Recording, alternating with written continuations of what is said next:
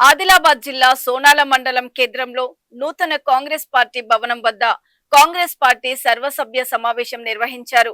ఈ సమావేశంలో డీసీసీ అధ్యక్షుడు డాక్టర్ నరేష్ జాదవ్ తో పాటు మాజీ ఎంపీ సోయం బాపురావు, ఇన్ఛార్జ్ ఆడే గజేందర్ పాల్గొన్నారు.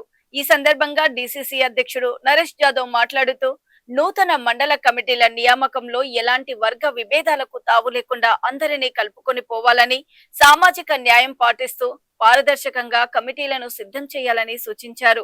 ప్రతి మండల కమిటీలో మండల అధ్యక్షునితో కలిపి మొత్తం 21 మంది సభ్యులు ఉండాలి. ఇందులో 2 ఉపాధ్యక్షులు, 4 ప్రధాన కార్యదర్శులు, జనరల్ సెక్రటరీలు మరియు ఎగ్జిక్యూటివ్ మెంబర్లు ఉండేలా చూడాలని స్పష్టం చేశారు.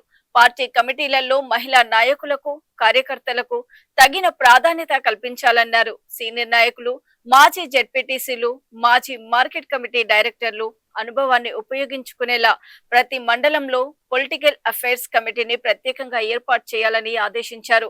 జిల్లా వ్యాప్తంగా అన్ని మండల కమిటీల ఏర్పాటు ప్రక్రియను ఆగస్టు 15లోగా పూర్తి చేయాలని గడువు విధించారు.